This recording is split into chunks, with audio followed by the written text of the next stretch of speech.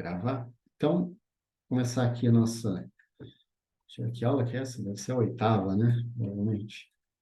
Nossa oitava aula.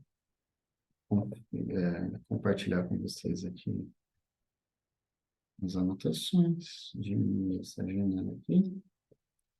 E sumir com essa outra.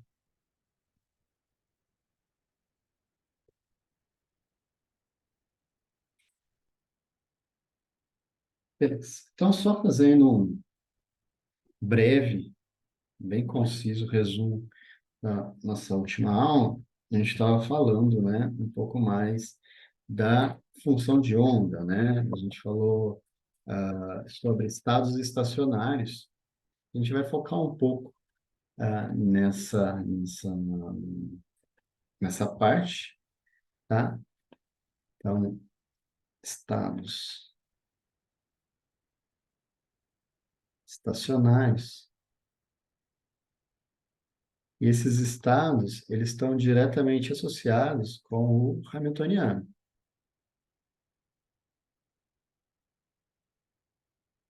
tá?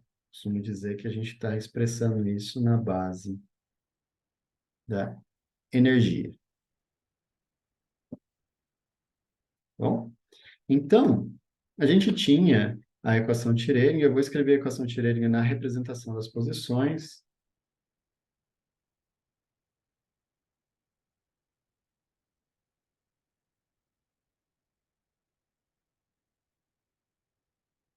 Seria essa representação das posições. Eu tenho um certo operador, posição, vou chamar ele de R, tal que você atua no estado R e ele retorna aí um alto valor R, tá? Então, esse aqui é o que a gente mede, né? Eu poderia até forçar a barra, né? Colocar uma setinha aqui assim, ó. Vou deixar sem, porque esse aqui é o que a gente mede basicamente a posição da partícula que a gente está estudando, tá bom? Quando a gente faz isso, a equação de Schrödinger, né? Lembra que a gente estava escrevendo ela como IH ddt de psi de t igual a H psi de t, e ela passa, então, a ser escrita em função da derivada, vou colocar assim, ó, psi de RT, que é igual a H, e esse H agora é um H de R e T, psi de RT, tá? E quem que é esse psi, no final das contas?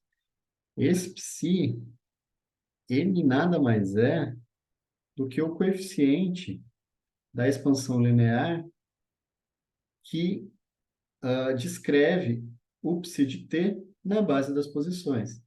Então, vai ser a projeção de psi de t em R. Por quê? Eu estou descrevendo psi de t como sendo a integral, tá? Essa integral de em R, de dr, poderia até colocar aqui dr vetor, psi de R e t, R, certo? E aí, então, esse R que está aqui, ele é dado por um grupo de autoestados desse operador, tanto que se você tiver dois R's quaisquer aí, RI e RJ, isso aqui é uma delta de RI menos RJ, tá? E aí a gente tem essa representação dentro dessa base.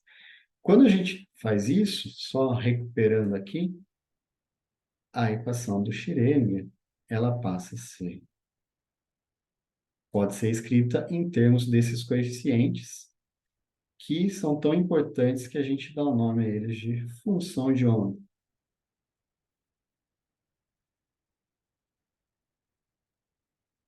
Tá? E aí, a gente estudou o caso conservativo. Na verdade, conservativo na energia, certo? Significa que o H, que pode ser um H de RT, na verdade, ele é só um H de R. Só depende das posições, tá?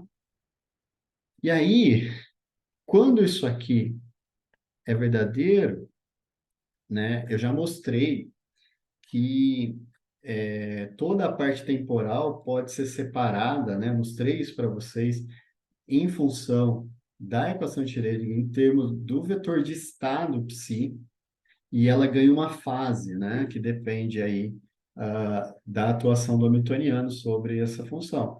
A gente pode recuperar isso em termos das funções de onda, basicamente através de um ansatz, né?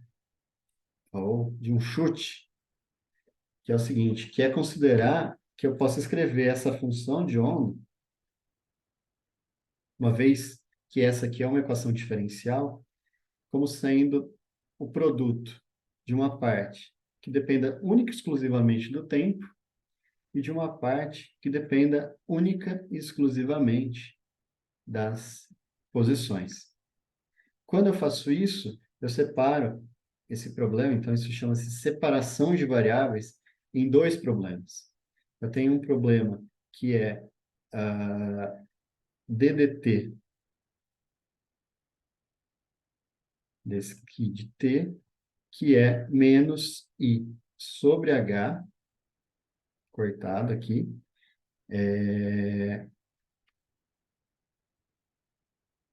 certo? E eu tenho um segundo, deixa eu só tirar essas coisas que estão afetando aqui. Tem uma segunda equação que é a seguinte: H de R, tá, você ficar quietinho, H de R, psi, φ, desculpa, de R igual aqui faltou uma coisa, ó, de T e T menos T zero, certo? E aqui eu tenho E φ de R, tá? Então tem essas duas equações aí. Essa aqui, ó, relativamente simples de resolver, né? Eu faço, isolo essa função do lado de lá, calculo o logaritmo, no final das contas, eu tenho psi de t, como sendo um psi de t zero, que é uma constante, depende das condições iniciais, aí que depois a gente vai ver que a gente até absorve ela nas constantes dessa parte da equação, exponencial de menos i e t menos t zero, então delta t sobre h.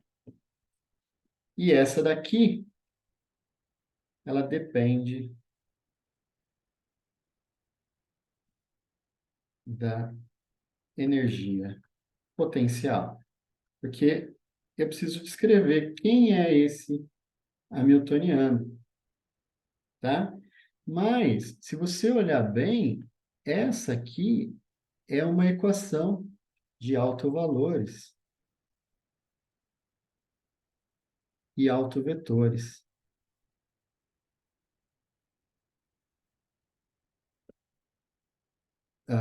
do operador H, certo?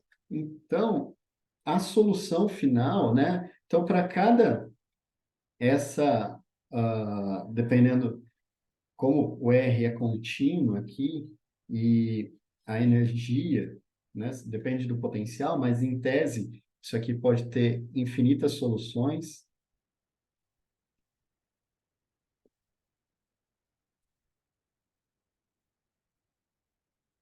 tá? Que eu vou classificar aí com um índice N, e para cada solução eu tenho aí um psi, todas as soluções dessa equação.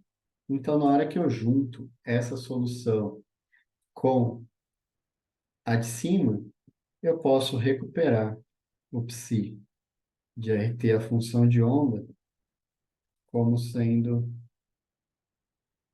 a combinação linear em n de um Cn aqui, exponencial de menos i en delta t sobre h, φ n de r, que é exatamente a mesma solução que a gente tinha quando eu escolhi a base de autoestados do operador hamiltoniano.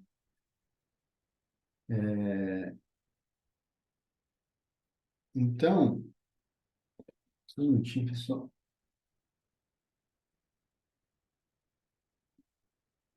Então, o que que eu tenho que fazer agora?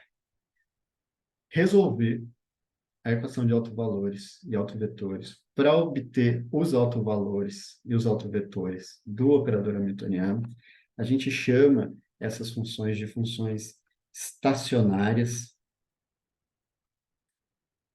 tá? Elas não dependem do tempo, a dependência temporal fica nessa fase, que é uma fase global. E, mais ainda, né? Como isso aqui é uma fase global, a norma desse cara aqui depende da norma desse cara que está aqui, tá?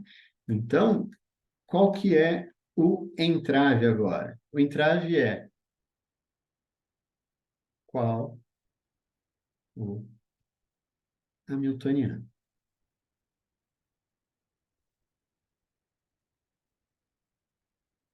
É isso que a gente tem como dificuldade, determinar esse cara, tá bom?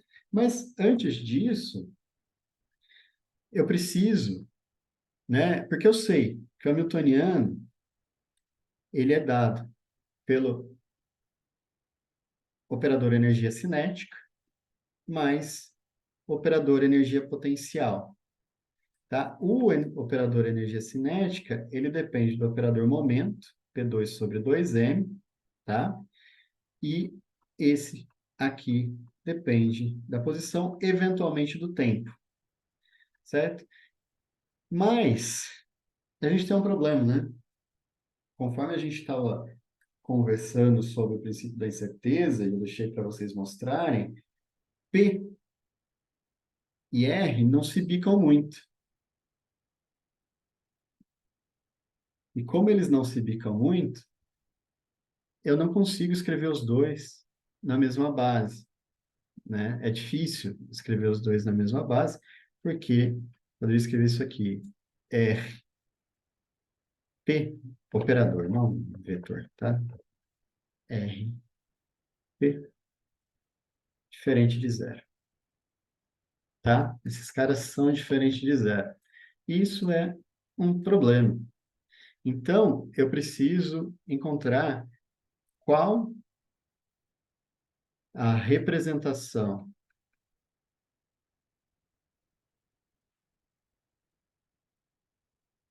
de P na base R ou qual a representação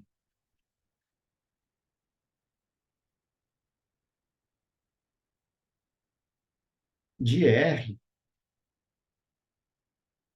numa base dos operadores momento. Tá? Eu tenho que deixar os dois na mesma representação. Beleza?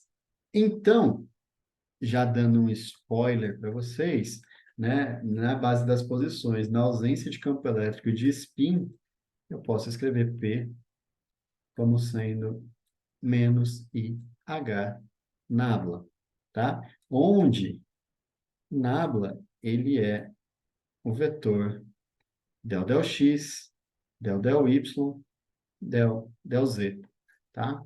Então, o momento ele passa a ser uma derivada nessa representação, tanto que ele transforma a equação de Schrödinger numa equação diferencial de segunda ordem, porque eu vou ter P2, então eu vou ter derivadas ao quadrado, tá? Então, beleza. Vamos fazer aqui uma digressãozinha. Suponha seja um operador, um observável, que ele é um observável de translação. Ou seja, se eu quero transladar no espaço uma certa posição, eu vou usar esse operador que está aqui, tá? Então, dada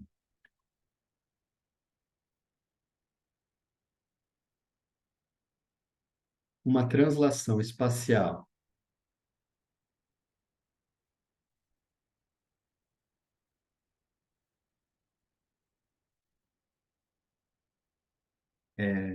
epsilon, certo? Eu vou andar de um tanto epsilon, tá aí? Eu tenho o seguinte, na hora que eu atuo com o operador, ó, desculpa usar a mesma letra que eu tinha usado para energia cinética, tá? Mas aqui eu estou me referindo à translação, tá certo? Então, uma translação de epsilon que atua sobre psi, que é o estado que descreve o sistema. Lembra que sempre eu preciso do operador com o seu espectro de autovalores. Na hora que eu junto com o estado, eu tenho informação completa sobre o sistema, né? Como é que eu posso fazer isso? Eu posso escrever isso na base das posições. Então, integral, sei lá, em dx aqui, ou dr, tanto faz. Vamos fazer dr para usar a mesma notação que a gente vinha vindo. Então, por quê? Eu vou escrever esse cara na base das posições. Quem que era esse cara na base das posições? Vai ser um t de epsilon, uma função, t de epsilon. Deixa eu fazer diferente, pessoal, para ficar um pouquinho mais claro. Ó, o operador que atua em epsilon, vezes o psi. Só que o psi na base das posições, dr, psi de r e t. Tá? Eu vou omitir o t para escrever só em termos de r aqui, mas a gente sabe que isso pode depender da posição, da velocidade, do tempo, desculpa, r, tá? E esse cara aqui nada mais é do que a projeção do psi em f, tá? Lembra como que a gente fez isso? A gente definiu, não sei se vocês se lembram, a gente define uma identidade. A identidade, no caso de base contínua, vai ser dada por esse produto externo que está aqui, tá? Então, na hora que eu coloco a identidade na frente desse cara, eu faço a mudança de base, né? A gente conversou bastante sobre isso. A mudança de base, ela é dada usando, né? A gente pode usar essa representação da identidade aqui ou resolução da identidade, tá? Então, quando eu faço isso, eu tenho que t de epsilon psi, como o t de epsilon não depende de r, eu posso pôr ele aqui para dentro da integral. Vou só usar esse cara que está aqui, r psi r, certo? E aí, o que esse cara faz? Eu vou inverter a ordem aqui para escrever isso aqui da seguinte forma. R psi t. Porque isso aqui é um número, né? Então, ou seja, o operador não vai fazer nada sobre esse cara. Mas, sobre esse ele faz. Por quê? Porque ele translada. Translada o quê? A posição atual para a posição atual mais um certo epsilon. Então, esse pedaço que está aqui, eu posso escrever da seguinte forma. Tudo sempre junto ou igual aqui. Como R mais um epsilon. Tá?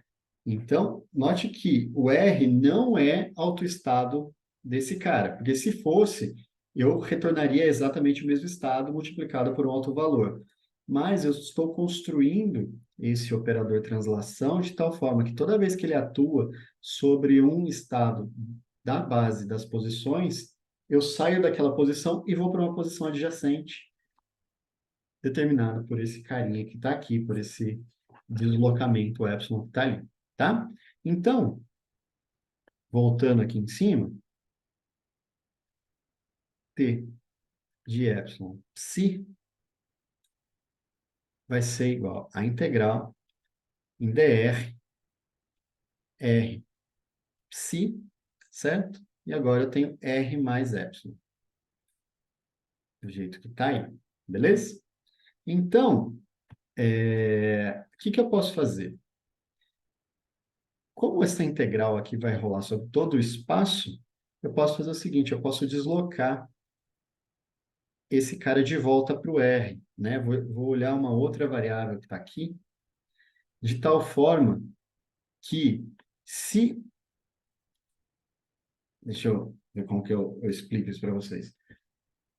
Se eu tenho esse cara que está aqui, eu vou assumir que esse cara aqui é um R', por exemplo. Certo? De tal forma que o dr, como esse cara é uma constante, se o dr vai ser a derivada, e isso aqui vai ser de r mais epsilon, ó, dr' vai ser isso. Como o epsilon é um número, isso aqui passa a ser igual a dr, tá? Estou fazendo uma mudança de variáveis. Então, nessa nova variável, isso aqui vai ser uma integral em dr'. Se r' igual a r mais epsilon, então o r vai ser r' menos epsilon psi. E aqui eu tenho r', certo? Agora, quem que é esse cara que está aqui? Ele é a função de onda, só que avaliada na posição r' menos epsilon, tá? Então, se eu assumo que esse psi é uma função bem comportada, tá? E aí quem fez métodos de física matemática vai lembrar das funções bem comportadas, né? Aquelas que são diferenciáveis, não possuem polos, as chamadas de funções suaves.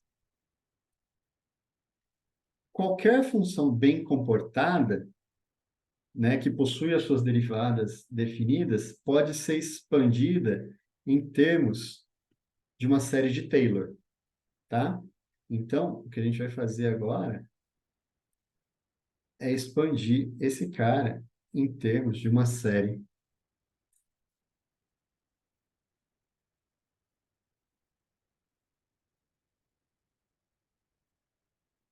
de Taylor, certo? Então, como é que eu faço isso? Eu pego que o psi calculado numa certa posição r menos epsilon, ele pode ser escrito como o psi calculado na posição r menos epsilon vezes a derivada do psi com relação a r calculado, né, nesse ponto r que está aí.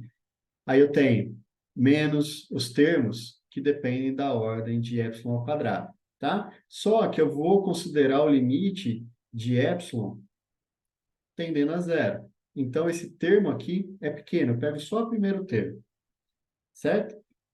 Bom, se eu volto lá no operador, t de epsilon, que atua sobre psi, então isso aqui vai ser a integral em dr', tá? Lembra, psi de r menos epsilon, só que psi de epsilon, r menos epsilon é psi de r, calculado onde? Em r', né, nesse caso, porque eu estava calculando aqui em r', então r', tá? Então, psi em r' menos epsilon de psi dr em r', que depois eu consigo integrar, que está aqui, e r'. Bom, a integral da soma é a soma das integrais, então eu posso separar isso aqui em duas integrais. Então, eu tenho uma primeira integral aqui, dr' psi r', r' menos epsilon, a integral dr', dφ dr', eu posso, né, como eu sei que vai ser calculado nesse ponto, r', certo? Bom, beleza? Então, tá. Se eu colocar o psi em evidência, tá? Nem precisava ter separado as integrais, né, na verdade. Colocando o psi em evidência, eu teria isso aqui, ó. dr'1 menos epsilon d dr', psi de r', r'. Se eu faço isso, né, e comparo com aquela outra expressão que estava aqui, ela está aqui embaixo. Deixa eu descer um pouco aqui. Tá vendo? Essa expressão que está aqui, com aquela, a gente vai ver que a gente assumiu uma forma, depois que eu fiz a expansão em série de Taylor, para o T de E. Né? Então, por comparação, eu posso olhar para esse cara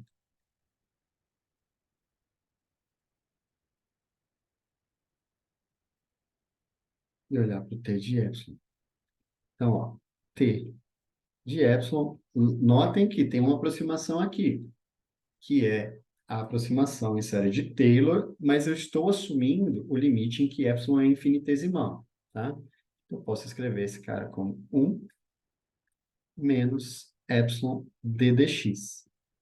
Desculpa, ddr, tá? Aí, a gente faz um truquezinho aqui, que é o seguinte.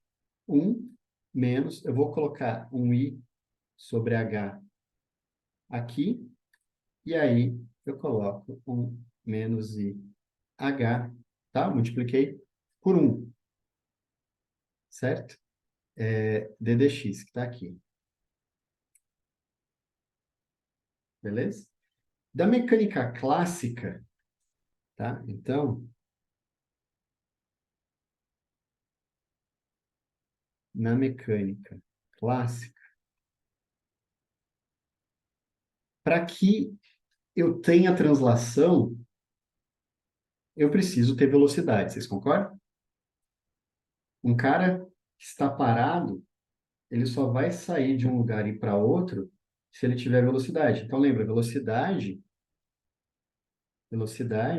é a variação da posição no tempo, mecânica clássica, certo?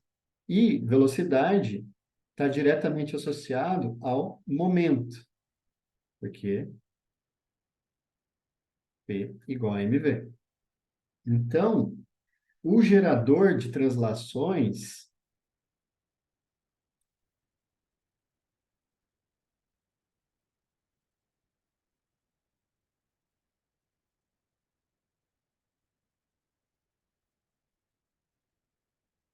na mecânica clássica é o momento linear. Aníbal, Fale, boa tarde. Você boa pode tarde. voltar na linha acima da expansão, quando você fez aquela transformação de coordenada, por favor? Eu não. ah, Aqui, isso. Eu não consegui entender vamos fazer de novo. esse Ó, dr', por vou favor, se pudesse de novo. fazer de novo.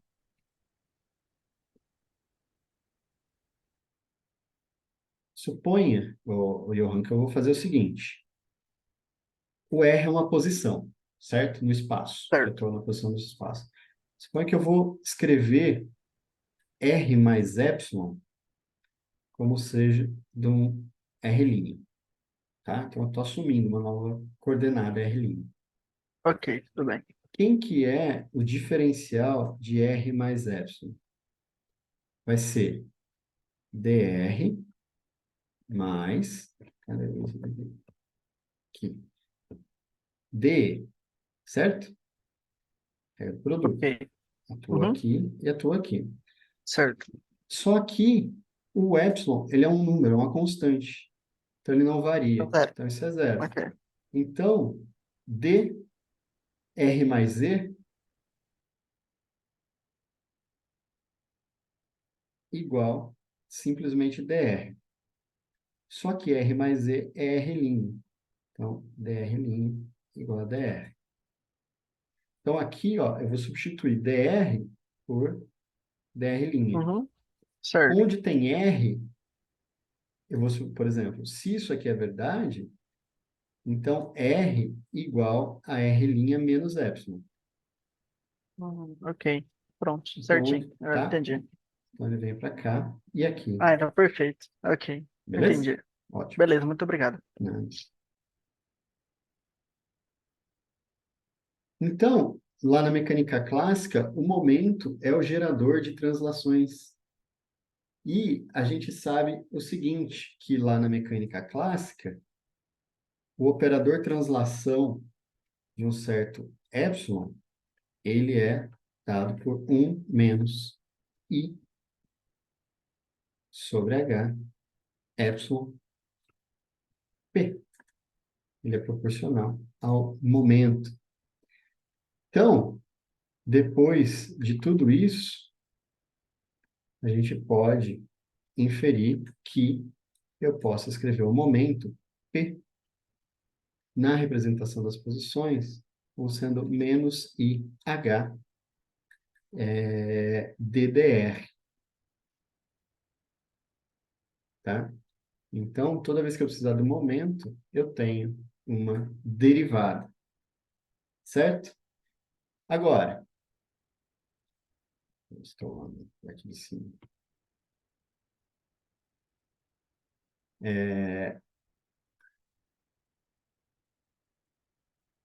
Vou diminuir um pouquinho o zoom aqui, pessoal.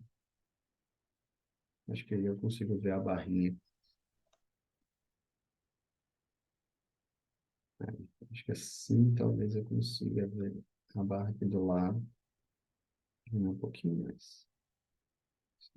Tá bom aqui. Tá? Então,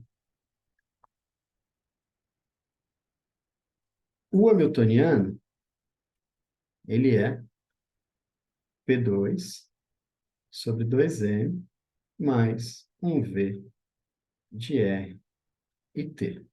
Só que eu tenho que P vai ser dado por menos IH DDR, tá? Só que quem que é o DDR? Lembra que R vai ser X, Y e Z. Então, DDR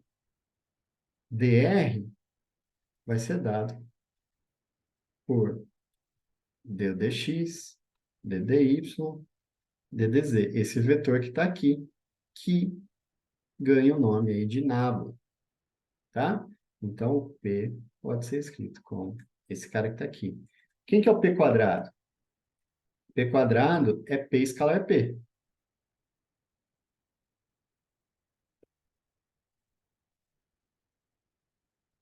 Ele desfaz?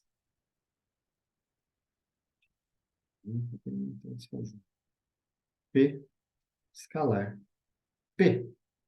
Isso aqui vai ser menos I H ao quadrado, nábula escalar nábula. Se vocês ainda não fizeram essa conta, ela é relativamente simples, né? Porque você pode escrever nábula como sendo uma soma em I de del xi na direção I. Então, nábula escalar nábula vai ser uma soma em I de del xi na direção I, escalar a soma em J de del x J na direção J. Como o I e o J são independentes, eu tenho uma soma em I e uma soma em J, del xi, del xj, e escalar J, isso aqui me dá uma delta de J, uma das somas vai embora, sobra somente uma soma em I aí, de del xi ao quadrado, tá?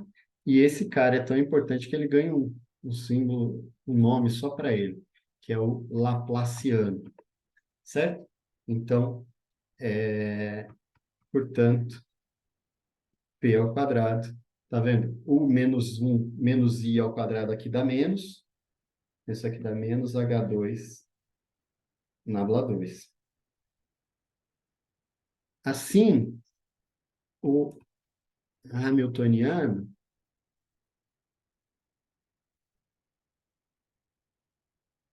ele passa a ser, na representação das posições,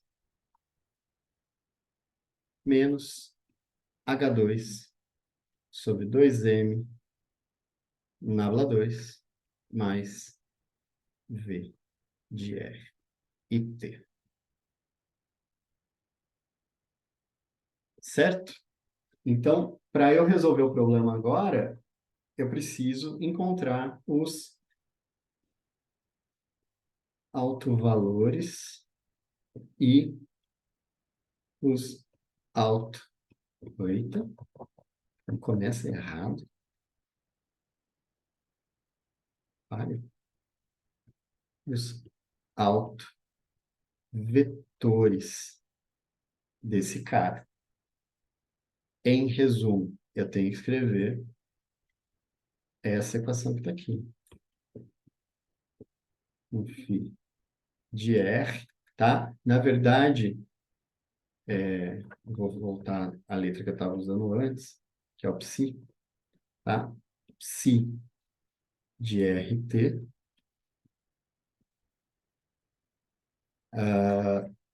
que é igual a um E psi de RT. Note que aqui eu estou considerando, né, que o H possa depender do tempo.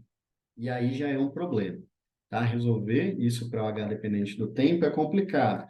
Mas, se vocês se lembram, quando a gente falou de operador, a gente, por exemplo, conseguiu dividir o operador em pedacinhos. Então, eu consigo aplicar esse cara de pedacinhos. Então, é como se eu fosse resolvendo ele independente do tempo a cada passo. Então, tem aí uma operação adiabática, a gente chama. Tá? Mas, em geral, o que a gente tem é o seguinte, o H dependa só do R, e aí eu tenho os estados estacionários, né, os autovalores estacionários desse cara.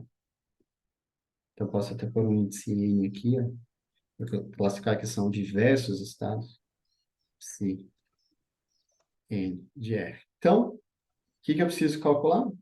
Os ENs e os seus respectivos PCNs de... Aníbal, Oi. essas funções que aparecem aí nessa equação aí, é aquele nome, quando se fala autofunções, seriam essas funções aí? Isso aqui é uma autofunção. É uma autofunção do operador. Porque agora, pensa assim, Ivan, na representação das posições, o H, ele é uma função. Tá vendo que ele não é mais uma matriz? O que eu tenho aqui é uma Uhum. função, porque esse cara é uma função da posição, e aqui eu tenho uma função da posição, é uma derivada, certo? Por isso que ele continua Aí sendo... essa, Pode falar. aí essa representação aí seria equivalente àquela representação de operadores vetor, só que aí, no caso, aí, esses elementos que aparecem, eles estariam incluídos dentro das matrizes, se fosse para representação matricial. Não, aí para representação matricial você precisa definir uma base que seja discreta. Até pode ser contínuo, né? Que você pode ter uma matriz infinita, mas você precisa definir uma base. Por exemplo, eu posso escrever ela em termos das energias. Vamos supor que as energias para um dado potencial, a gente vai fazer isso, tá? Mas só adiantando. Vamos supor para que um dado potencial, as energias sejam quantizáveis. Então, elas são discretas. Eu Uhum. posso escrever o Hamiltoniano na base das energias. Quando eu faço isso, eu tenho a representação dele em termos de uma matriz, cuja diagonal é uma matriz diagonal, né? Porque eu estou escrevendo ele na base dos seus próprios autoestados. E na diagonal o que eu tenho são os autovalores, tá bom? Por exemplo, no caso do operador momento aí, que aparece esse menos H barra, Aham. nabla, é, se eu fosse apresentar ele numa matriz, ele seria uma matriz diagonal com os elementos sendo esse termo aí de Não, Laplaciano? não. Na verdade, ele não é uma matriz diagonal. Essa pergunta é interessante. Eu posso adiantar ela aqui para vocês, que é o seguinte. Vamos pensar que esse aqui é o eixo X, ó.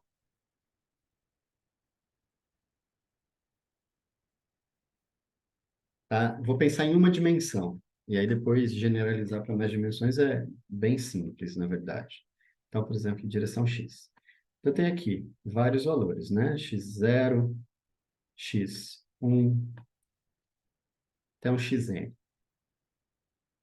tá? E vou pensar o seguinte, não existe nada aqui no meio. Isso aqui é discreto, para facilitar um pouco a nossa vida. Beleza? Bom, se esse cara é discreto, suponha que eu tenho uma dada função e que eu queira calcular derivadas.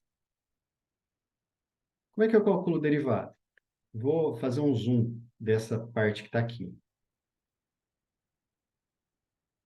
Eu tenho a função,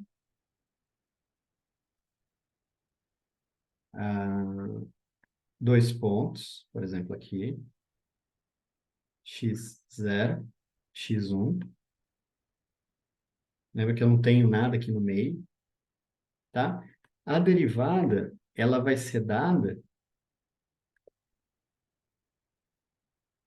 por essa secante que aparece aqui. Eu não sei por que que o Ctrl Z não está funcionando aqui, não. Deixa eu ver se ele apaga, ver se ele apaga tudo. Apaga, amigo. Não sei por quê.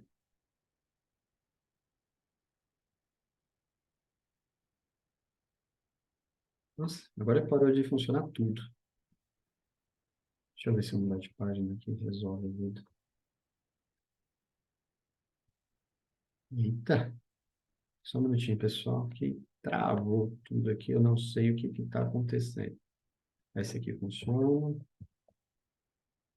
Deixa eu fechar isso aqui.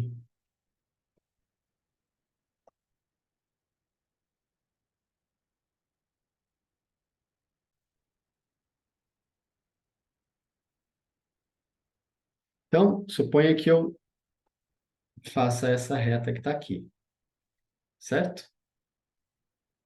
Para calcular tá a reta tangente. Como é que eu calculo a derivada? A inclinação dessa reta.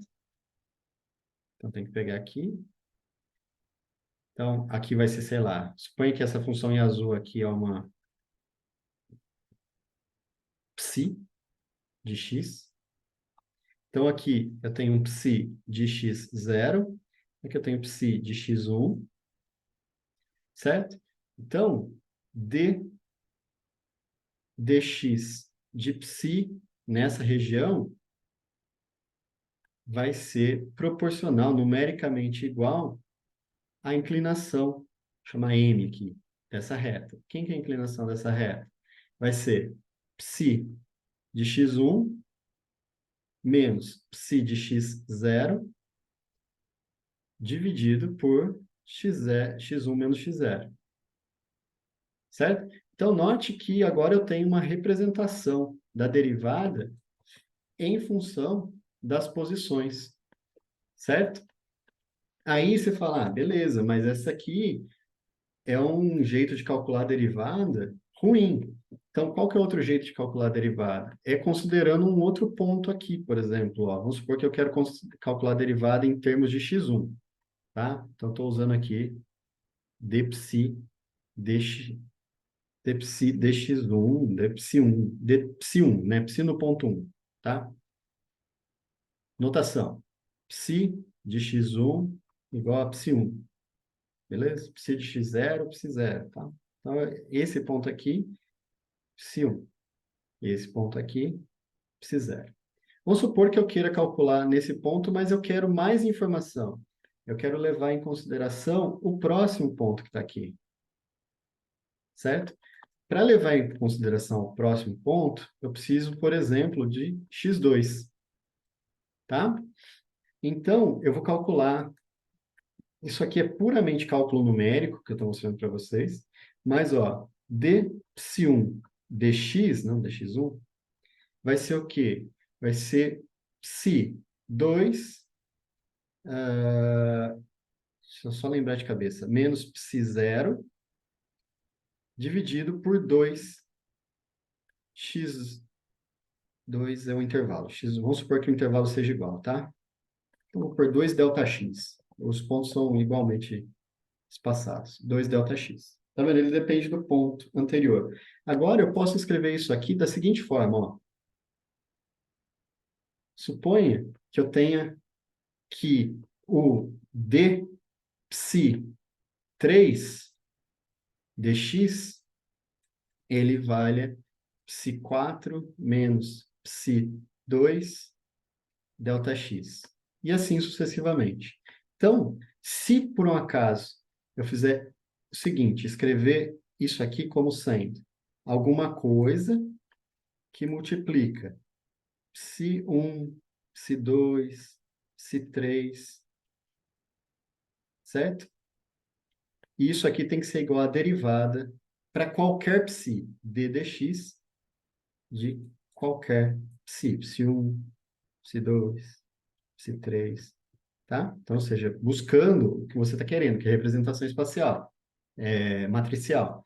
Então, se eu colocar aqui, ó, por exemplo, ó, no lugar do derivada do psi1, vai envolver, vamos supor que eu começo aqui com psi0, tá? Psi0, psi1. Então, vai ser, por exemplo, menos 1, 0, 1, 0, 0, 0. Então, ó, fica psi2, né? Então, ó, menos 1 vezes psi2, menos 1 vezes psi0, igual a d psi1, certo? Aí, a próxima linha vai ter um menos 1, 0, 1, 0. Então, note que isso aqui já não vai ser uma matriz tridiagonal, certo? Então, ela tem 3 diagonais não diferentes de zero. Então, é exatamente o que eu estou falando para vocês. Na representação das posições, o operador derivada, ele não é diagonal, certo? Então, eu não consigo, se eu estou na base das posições, essa base não diagonaliza a base dos momentos. Então, note que essa aqui é a primeira aproximação, a segunda aproximação. Faltou 1 sobre ΔX aqui, lógico, sobre 2 ΔX.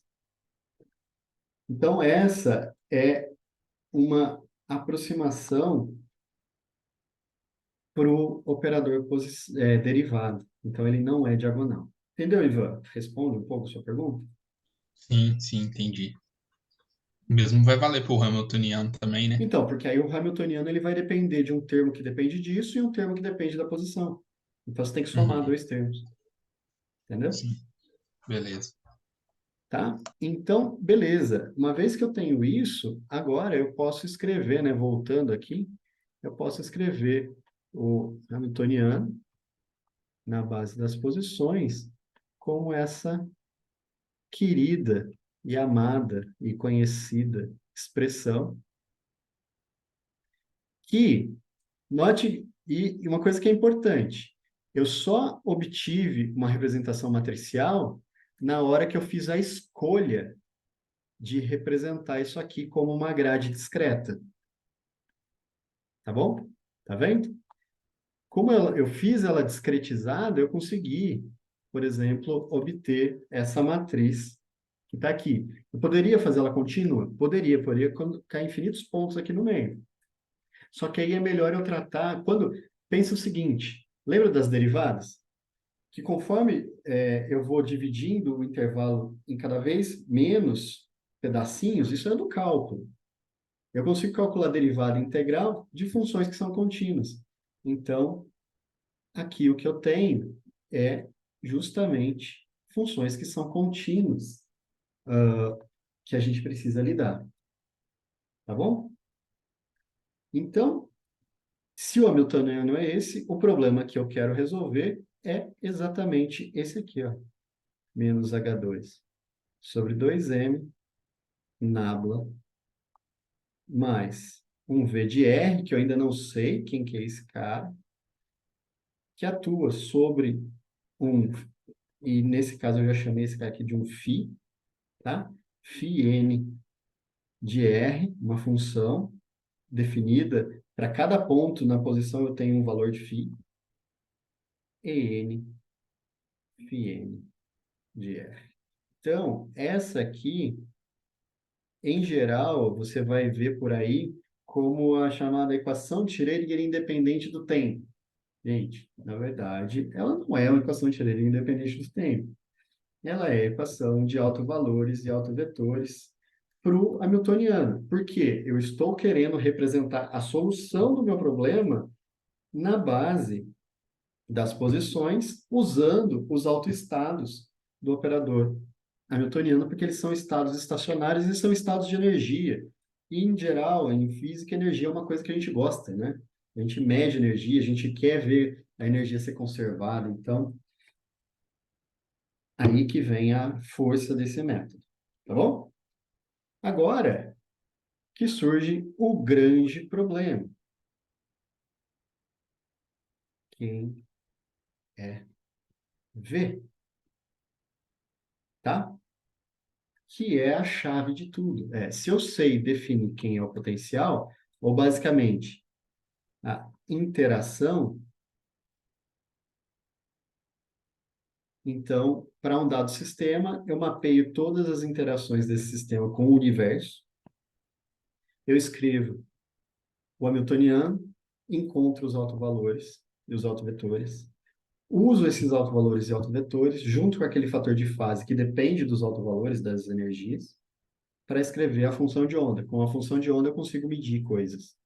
Eu consigo usar ela junto com outros operadores e medir coisas. Tá? Então, quem é V é o ponto-chave e é onde a maioria dos cursos de mecânica quântica passa o seu tempo, que é, dado um potencial desse tipo, resolve essa equação. Dado um potencial daquele outro tipo, resolve essa equação. Então, a gente passa muito tempo resolvendo essa equação, que é obtendo os autovalores e os autovetores desse hamiltoniano para um dado potencial. Então, vamos simplificar as coisas, né? Deixa eu diminuir o zoom mais uma vez aqui. Vamos simplificar um pouquinho a nossa vida, que é pensar nos potenciais separáveis. Ou seja, note que eu estou na base das posições, R, uma soma em I de xi na direção I, certo? Plano euclidiano, tá? É a mesma coisa escrever assim, ó, Rx, Ry e Rz, certo? Então, mantenho tudo que a gente sabe, a gente está acostumado. Então, agora eu posso definir função da posição, f de R, psi de R, v de R, tá? Um monte de coisa. Eu consigo definir derivada. E vamos pensar que eu tenha um potencial que ele é tal que as direções são totalmente independentes entre si, certo? Então, esse potencial, ele pode representar, sei lá, forças que atuam sobre um sistema, mas que cada força atua numa direção e eu não tenho um acoplamento entre essas direções. Isso quer dizer que o psi de R pode ser pensado como o produto de três funções que são totalmente independentes, certo? Tudo que acontece em x está em x, tudo que acontece em y está em y. E aí, o que que eu preciso fazer? E lembra que isso aqui é um chute, né? É um ansatz. E eu preciso verificar se isso aqui é verdade. Para verificar, sempre que você propõe uma solução para uma equação diferencial, você precisa ir lá na equação diferencial e olhar quais as condições para que essa solução seja válida. Então, a equação diferencial vai ser H, lembrando que eu tenho H de R, né? De x, y, z. Ah, eita, e ele parou de me atender de novo, esse negócio aqui. Não tem algum problema. H, φ de x, y, z, igual a E, φ de x, y e z. E eu vou substituir esses caras que estão aqui, né? Então, isso aqui vai ser o quê? Vai ser menos H2 sobre 2m lá, nabla 2. Eu tenho um V, que é um V que depende só de x, mais um V que depende só de y, mais um V que depende só de z. Porque essa é a premissa, esse potencial ele é separável. Que atua nesse produto, ó, x de x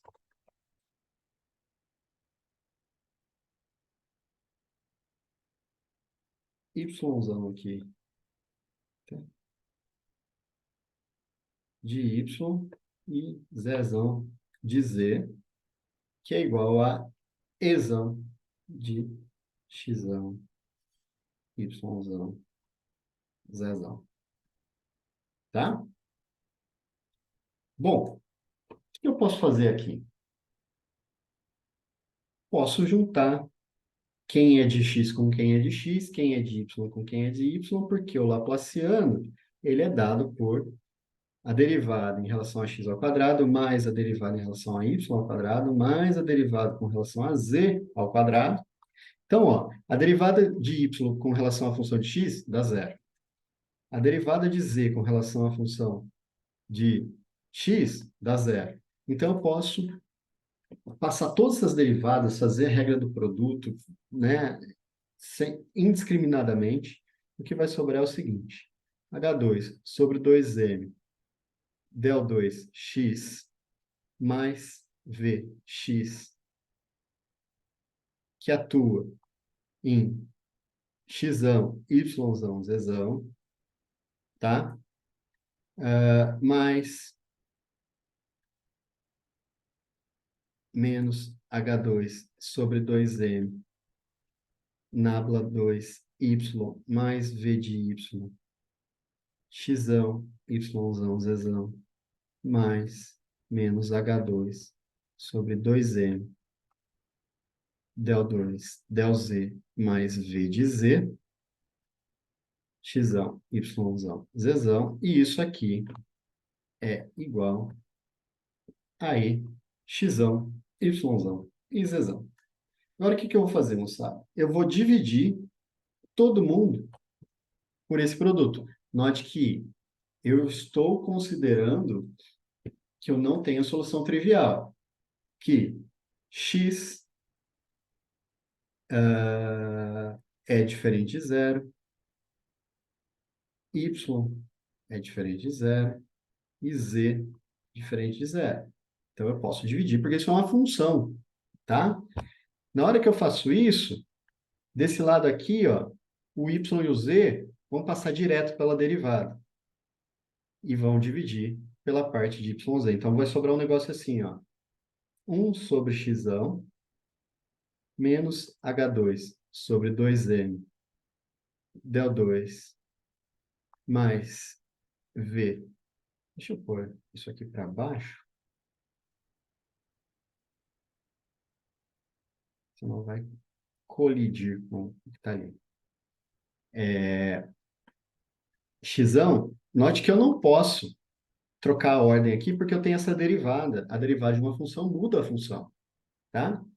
Aí eu tenho o segundo termo, que vai ser 1 sobre y menos H2 sobre 2m del 2 y y mais v y y mais 1 sobre zezão H2 sobre 2m del2 z mais vz, zezão, e isso tudo aqui igual a E. Até cabe ali junto, né? Deixa eu pôr lá junto. Isso igual a E. Note que aqui eu tenho uma coisa que depende só de x, uma coisa que depende só de y, uma coisa que depende só de z, e tudo isso igual a uma constante. Isso só vai ser verdade se aqui for uma constante,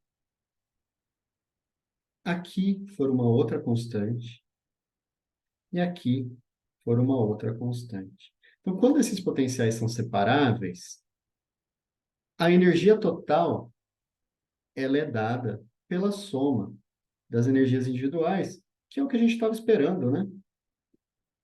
Certo? Esse é o primeiro resultado. A energia total do sistema, apaga, meu amigo. A energia total do sistema é a soma das energias para cada direção, que é separar. E agora eu tenho três equações independentes, que são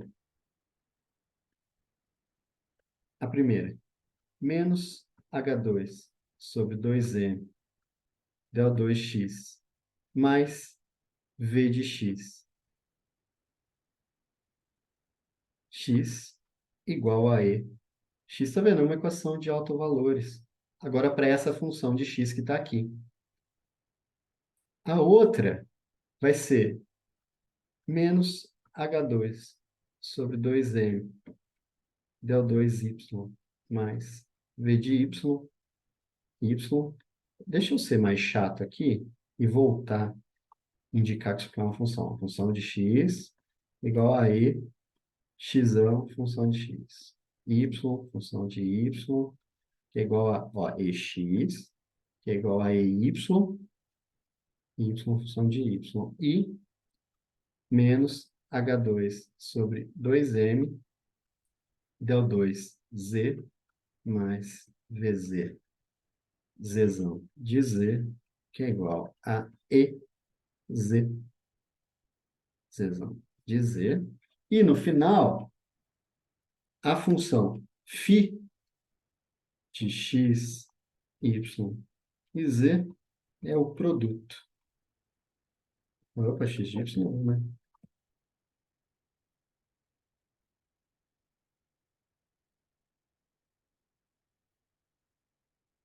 Tá? Então tá aí. Eu tenho três problemas separáveis, né? Então, é assim que a gente resolve quando esses potenciais são separáveis. Isso sempre vai acontecer? Infelizmente, não. Existem alguns casos em que o potencial ele é não separável, tá? E que você tem que lidar com todas as direções ao mesmo tempo. Ou então, você faz uma mudança de variável, que é o que a gente vai fazer quando a gente for para o átomo de hidrogênio, por exemplo. Né? Você tem um potencial que é o potencial de Coulomb, que depende de 1 sobre R. Então, quando ele depende de 1 sobre R, ele mistura x com y com z, vira uma salada, e a gente não consegue separar. Tá? Aí, se a gente for para coordenadas esféricas, ele depende somente de R, não depende mais de θ e φ. Então, esse é um potencial que é separável, a parte radial da parte angular. E esse é o grande trunfo que a gente tem na solução para esses sistemas. Pessoal, só um minutinho, eu vou só ligar o meu computador aqui. Bom, então, o próximo passo é simplesmente a gente usar essas coisas. Então, vamos fazer um exemplo. Exemplo. Tá? Então, suponha que eu tenho uma função de onda de uma partícula em uma dimensão. É uma partícula em uma dimensão. E que essa função de onda, a gente inicializa ela como sendo a combinação linear de dois estados estacionários de H. Então, suponha que assim, eu tenho que H psi de R igual a um EI de R, tá? EI de R não, EI psi de R,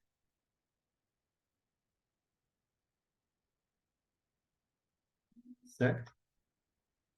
Oh, desculpa, pessoal, meu celular está tocando aqui.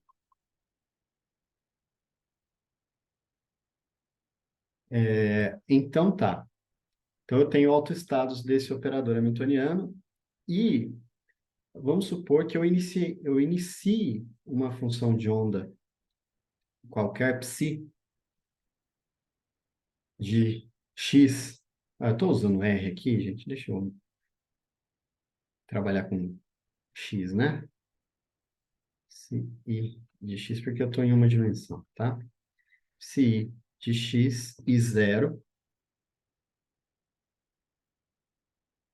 igual a C1 psi1 de x.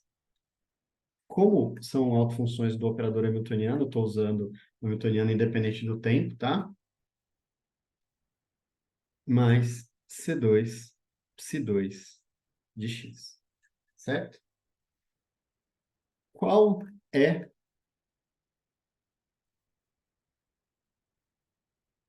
psi de x e t,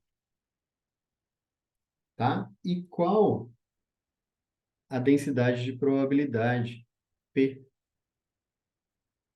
que nada mais é do que o módulo ao quadrado de psi de x e t.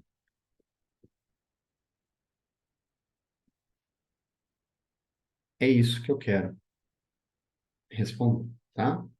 Então, como é que eu faço a evolução temporal? Bom, evolução temporal,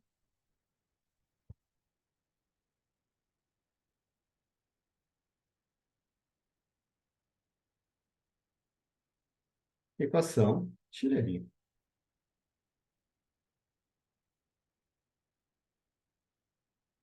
tá? Então, ela é o responsável por isso.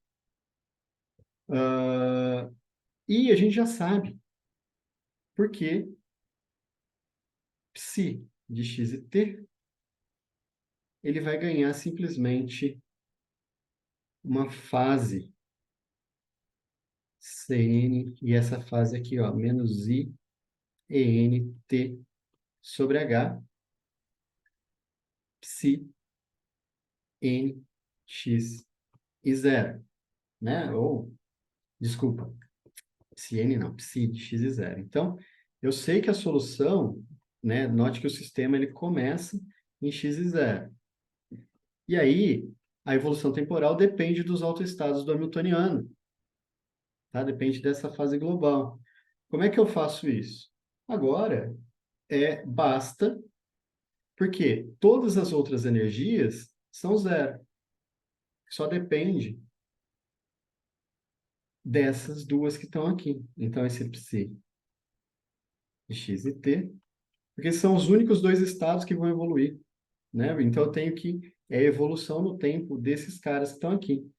Então, vai ser C1, a exponencial de menos i E1 t sobre h psi1 de x, mais C2 exponencial de menos i E2 t sobre h psi2 de x.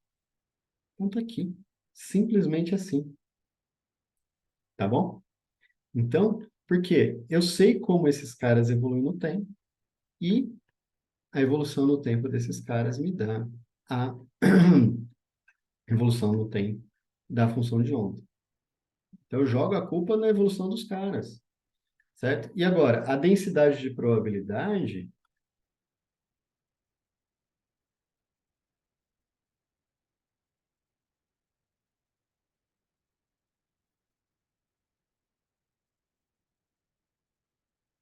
ela vai ser o quê? Módulo psi de x e t ao quadrado, certo? Então, eu preciso calcular, basicamente, o produto do psi com ele mesmo, né? Então, eu tenho que calcular psi estrela psi.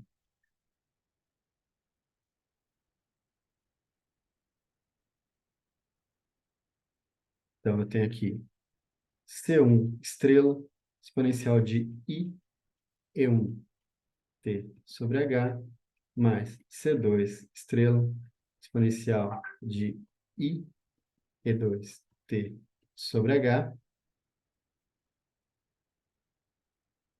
e opa,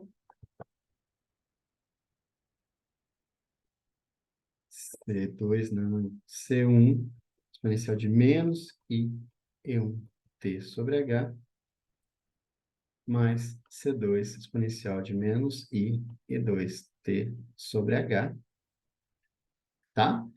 Eu faço os produtos que estão aí, né? Então, eu vou ter, ó, C1, estrela C1, essa fase vezes essa fase, que é 1, e faltou... Oh, desculpa, pessoal. Eu comi aqui, vocês nem me falaram nada. Comi os psis, né?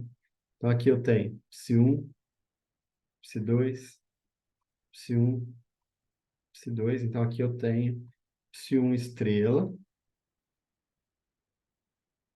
psi1, tá?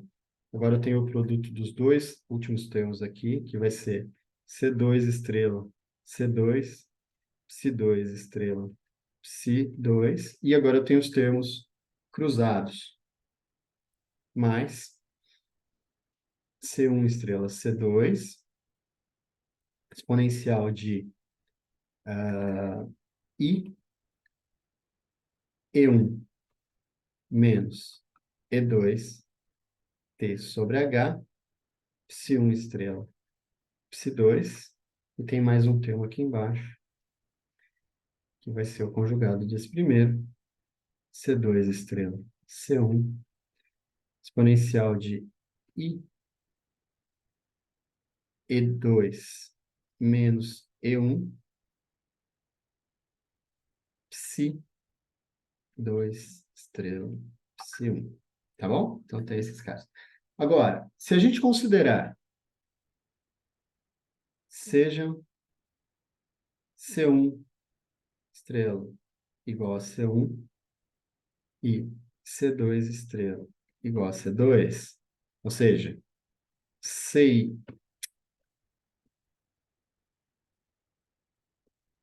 né?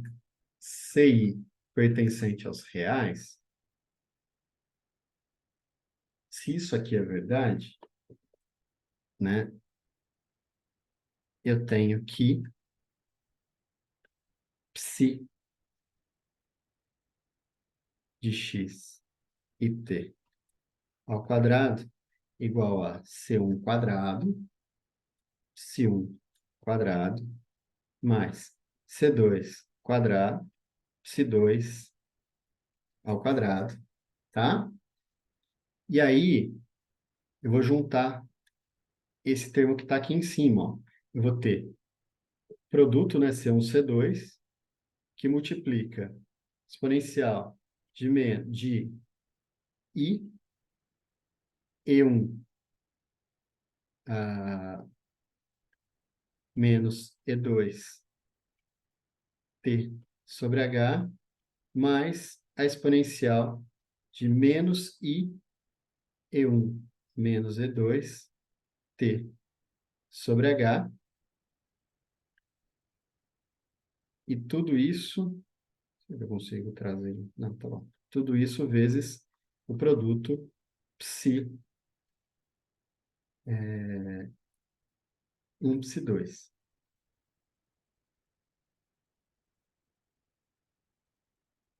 tá? Agora, se vocês estão prestando atenção, isso aqui nada mais é do que um cosseno, certo?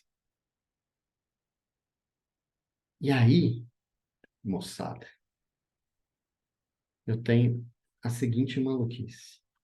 Psi de x e t ao quadrado densidade de probabilidade, certo? Vai ser C1 ao quadrado, psi1 ao quadrado, mais C2 ao quadrado, psi2 ao quadrado, mais duas vezes C1, C2, psi1, psi2, estou considerando psi1 e psi2 também reais, tá? Cosseno de E1. Eita, ele sempre junta esse traço aqui, não entendo o motivo. E1 menos E2. Nossa, coisa ridícula. Abaixo. Isso. Agora se apaga. Agora eu quero que você apague, amigo. Apaga. Ah, agora travou. Gente, que editor ruim. Aníbal, Ou é similar para as densidades de estado? a densidade de estado, sim. Só que a densidade de estado, ela pode ser uma função da função de onda. Ok, E agora eu entendi. não sei, porque ó, nada mais funciona. Funciona. Eu não sei o que que acontece. Deixa ele trabalhar no tempo dele. Deixa eu apagar essa aula aqui. Vamos ver se reiniciando a aula em si. Não. Então, deixa eu começar de novo.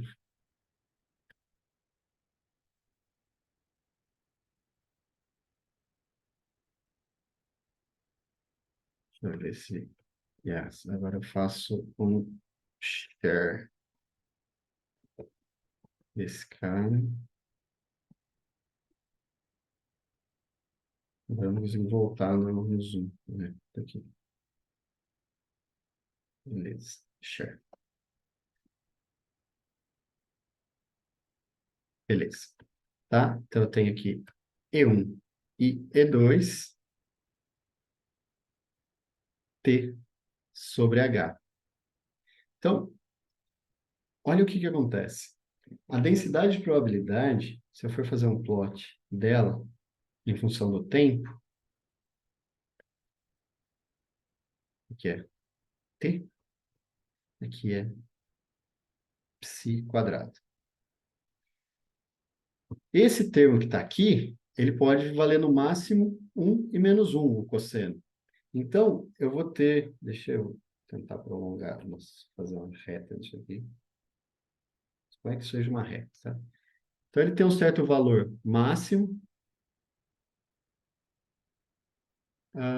E quando esse cara vale menos 1, ele tem um certo, como isso é módulo ao quadrado, nem precisava ter feito essa reta torta que eu fiz aqui, ele vai ter um valor mínimo. Quando esse cara for menos 1, eu vou ter um valor mínimo. Psi mínimo, psi máximo. O que que vai acontecer? Cosseno de zero é... Cosseno de zero é? Quanto que é cosseno de zero, gente? 1 ou, menos, ou 0 é quanto que é? Isso. 1. Tá? Então, para ter igual a zero, esse aqui é o valor máximo. Começa lá. E aí, essa probabilidade, ela vai oscilando.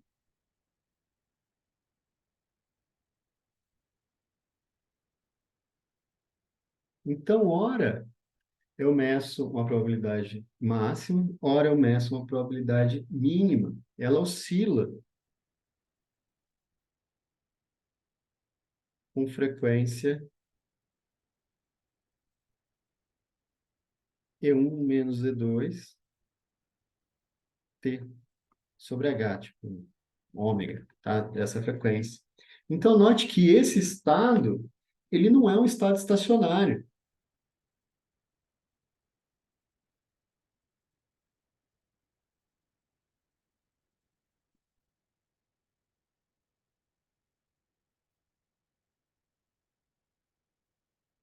Ele não é um estado estacionário. Ele é um estado que fica oscilando entre... É como se eu tivesse a densidade de probabilidade, ela mede a probabilidade de eu medir a partícula num certo estado.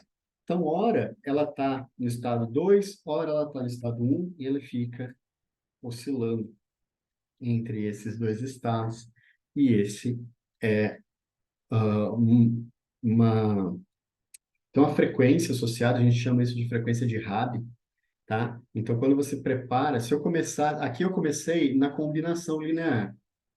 Se eu começasse em um dos estados, você ia ver que a frequência ela ia oscilar exatamente em estou no primeiro estado, estou no segundo, primeiro estado no segundo. Então, fica oscilando entre esses dois estados. Então, mas se você calcular a norma, né? Aliás, falando besteira. Então, ele fica aí oscilando entre essas duas configurações, né? Então, isso é interessante, né? Porque isso não aparece classicamente. É o mesmo sistema, mas que dependendo de quando você medir ele, ele vai ter uma energia, quando você medir ele vai ter outra. E essa energia depende dos estados que estão aí, tá? Mande uma dúvida. Pode falar, irmão. Isso aí é característica da Quantico, tipo, o, mesmo um sistema ele estando isolado, sem interação com outras coisas, essa oscilação ainda vai acontecer.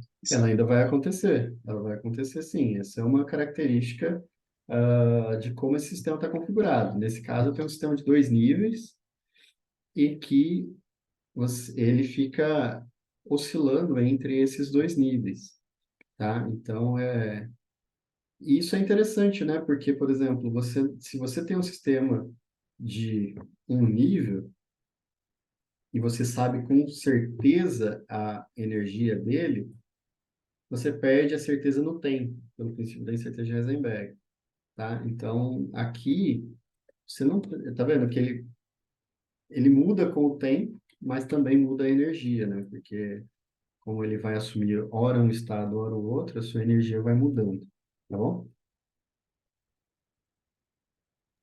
Sim. Então, beleza, pessoal. Agora que a gente pode começar a resolver probleminhas, tá? Deixa eu... Sim, estou no começo da página. Que é o seguinte: o primeiro e mais simples que a gente tem é o poço quadrado infinito. Tá? Esse é um poço unidimensional, tá? Depois a gente pode até fazer ele em mais dimensões, onde o v de x ele é o seguinte: ele vale zero se o x estiver entre zero e uma certa largura, a, e ele vale infinito para o resto. Se você fosse representar esse poço, seria uma coisa desse tipo aqui.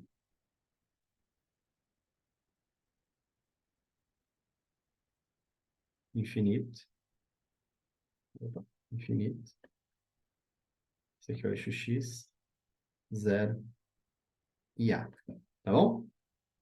Então, dentro do poço, eu tenho uma partícula livre.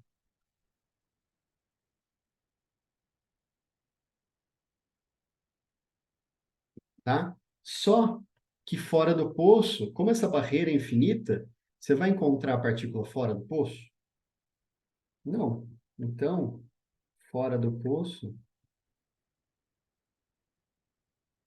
psi de x tem que ser zero. Por quê? A probabilidade de eu encontrar o psi numa certa posição, num certo instante de tempo, é zero. Então, o psi de x é zero. Aqui, pessoal, a gente vai se preocupar somente com os estados estacionários, tá? Lembrando que os estados estacionários, eles são dados pela solução h psi igual a e psi. É a solução desse problema que está aqui.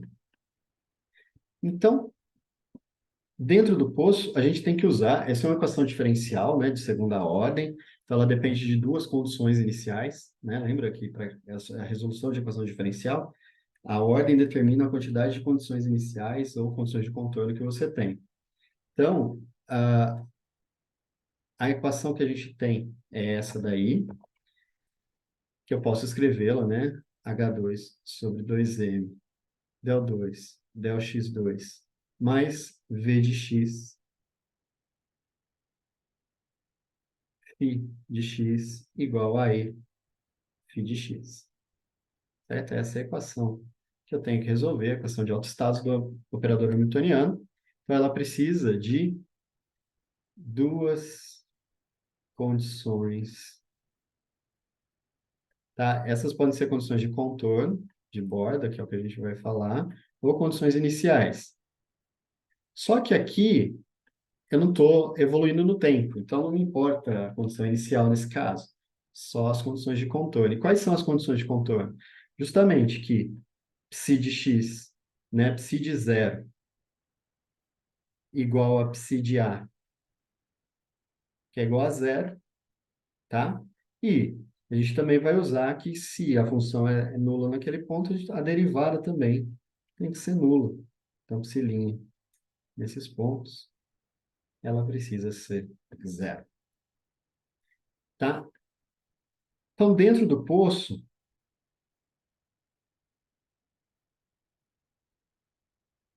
eu tenho menos H2 sobre 2m d2 φ dx2 igual a E φ, tá? Eu vou reescrever essa equação, d2 φ dx2 igual a menos 2m sobre H2 E φ, tá?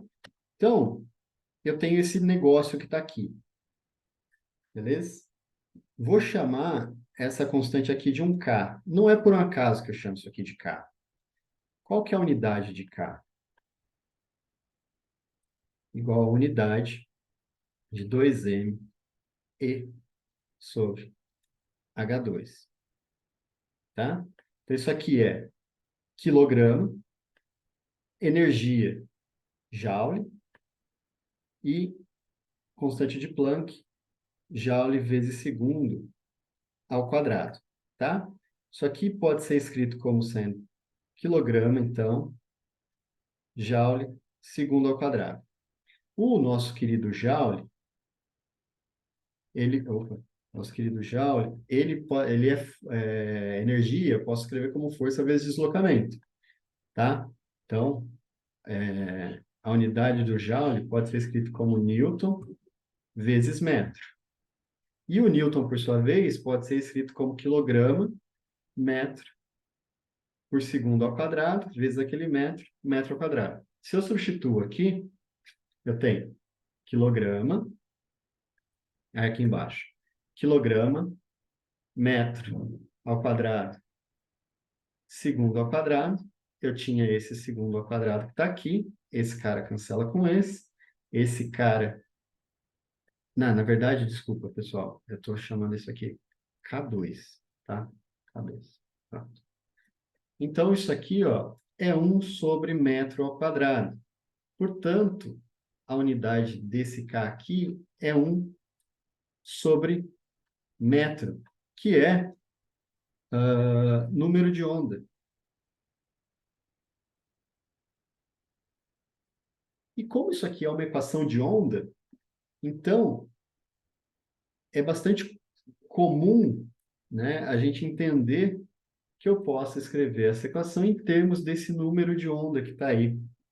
Então ela fica assim, ó, d2φ dx2 igual a menos K2φ, onde o K2 igual a 2me sobre H, H2, né? 2me sobre H2. Portanto, eu posso escrever energia em função desse cara. H2, K2 sobre 2m, que é o que a gente chama de relação de dispersão, tá? Que é a correlação entre a energia e o número de onda. Agora, eu tenho que resolver essa equação que está aqui. Beleza? Como é que eu resolvo isso? Vamos olhar bem para a cara dessa equação, tá? Note que ela é uma... Imagina que você tem uma função que eu tomo a derivada dela duas vezes, ela retorna a mesma função vezes um número. Então, vamos pensar num chute, para esse φ? Vamos supor que eu possa escrever o φ como sendo um A seno de um certo ômega t mais um B cosseno de ômega t. Por quê? Na hora que eu tomar a primeira derivada, isso vai cair uma constante.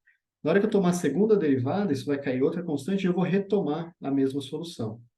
E aí, isso tem que ser solução. Então, a gente tem que pôr lá. Então, calcula a primeira derivada. Então, isso aqui é ômega, derivada do seno, a cosseno de ômega t. Desculpa, pessoal, não é ômega t não, né? Ninguém vai me corrigir? Ômega x, uma função de x, não estou falando nada de t. E aí eu tenho menos ômega b seno de ômega x. Aí,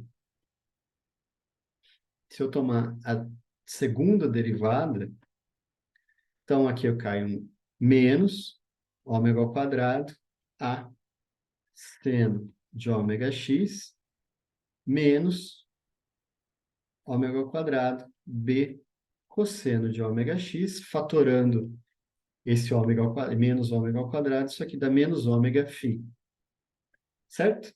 Então, eu tenho que voltar nessa equação que está aqui. Derivada segunda, né? Então, eu tenho menos ômega ao quadrado φ, que é igual, se a gente voltar lá embaixo, volta lá embaixo, cadê você? Menos K2 vezes φ. Menos K2 vezes φ. Como o φ é uma função diferente de zero, para que a solução proposta seja válida, então, obrigatoriamente, o ômega tem que ser igual a K. Tá? E aí, φ de x vai ser um A seno de kx mais um B seno, opa, cosseno de kx. Então, essa é a solução. Basta determinar quem são A e B. E o A e B, eles são determinados pelas condições de contorno, né? Primeiro, eu tenho que φ. Estou usando φ, mas acho que antes eu estava usando psi, mas vamos continuar no φ. Φ de zero igual a φ de A, que é igual a zero. Tá? O curso é infinito. Então, eu tenho que φ de zero, A seno de zero, mais B cosseno de zero. Seno de zero é zero. Cosseno de zero é 1. Isso aqui igual a zero. Então, eu tenho que, necessariamente, o B tem que ser igual a zero, para que eu cumpra as condições de contorno. Então, φ de x igual a seno de kx. E, no final das contas, pessoal, isso aqui é relativamente óbvio, né? Porque se você olhar esse poço é um poço que tem simetria ímpar. Ele começa de zero até A. Então, ele é ímpar. Então, uma função para caber ali dentro, ela precisa ter a mesma simetria. Então, o seno, ele é uma função ímpar. Beleza? Agora, quando x igual a A,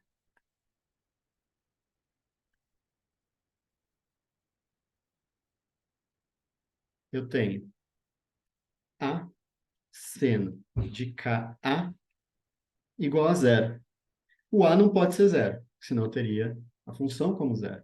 Então, o seno de KA tem que ser igual a zero.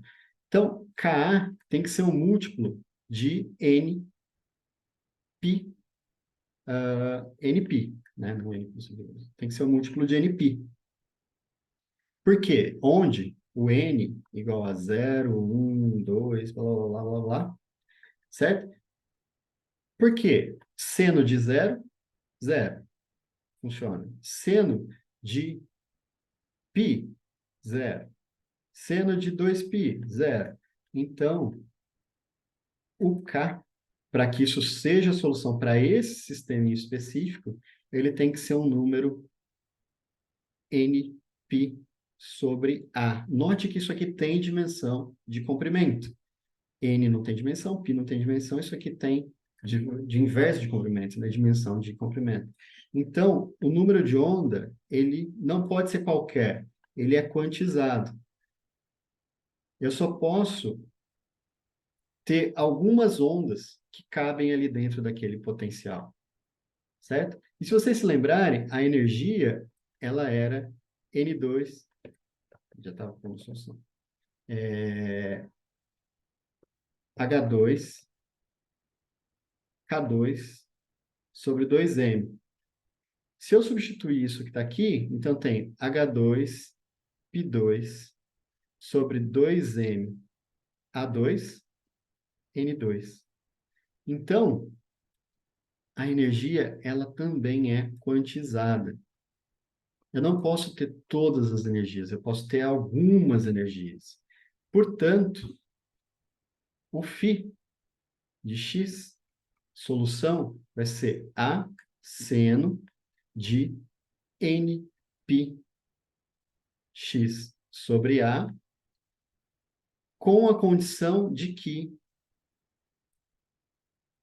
cada uma dessas funções possui uma energia, e essa energia vai ser H2, P2, N2 sobre 2M, A2. Então, quem são essas funções? Se a gente redesenhar esse poço,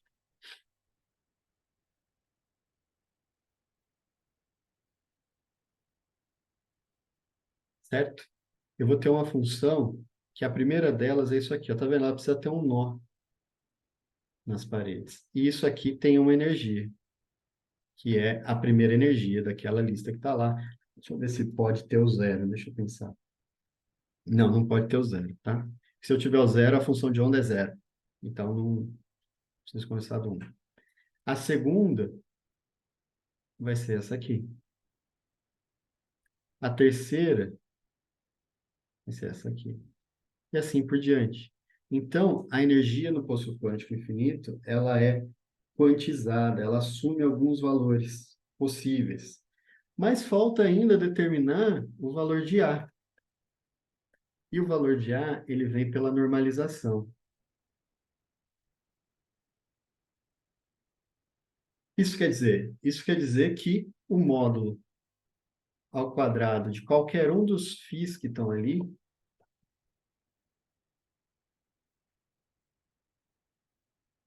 tem que ser 1, tá? Então, o que a gente pode escrever é que módulo ao quadrado, a integral de φ ao quadrado, então vai ser A estrela seno de nπx sobre A seno de nπx sobre A dx. E se vocês fizerem a conta, não é difícil de fazer, porque essa integral basta ir de zero a menos zero, não, menos zero. O que faz? O zero não tem um sinal. De zero até A, porque fora dali essas funções valem zero mesmo. Elas têm que valer zero. Então, você vai ter aqui um seno quadrado de uma função que no intervalo de validade dela. Então, isso aí é muito simples. Então, o A, né, o módulo ao quadrado de A, tem que ser igual a raiz de 2 sobre A. Tem uma normalização para essas funções de onda. Portanto, φ de x igual o módulo ao quadrado. Então, isso pode ter uma fase exponencial de 1i θ, que não muda nada, porque aqui é um módulo. Esse número pode ser um número complexo. Raiz de 2 sobre A, seno de nπx sobre A, onde o n, 1, 2, assim sucessivamente, e para cada função dessa eu tenho um en. Posso até colocar um índice aqui, ó, Cn, Φn. N2, P2, H2 sobre 2M, A2, tá? Então, a gente tem aí a solução do poço quântico, certo? Para esses caras. E elas formam um grupo ortonormal de solução. Então, vou deixar para vocês mostrarem o seguinte: mostrar que os φ-Ns são ortonormais, certo? Ou seja, eles formam uma base de função. Formam uma base. Isso quer dizer que você tem que integrar de menos infinito até mais infinito, φn, estrela, φm, estrela, estrela não, dx, e mostrar que isso aqui me dá uma delta de nm. É isso que vocês têm que mostrar no final das contas, tá bom? Beleza? É isso, pessoal. Ok. Por hoje eu vou parar por aqui, eu tenho uma reunião que eu preciso ir agora. E aí, deixa eu só finalizar aqui.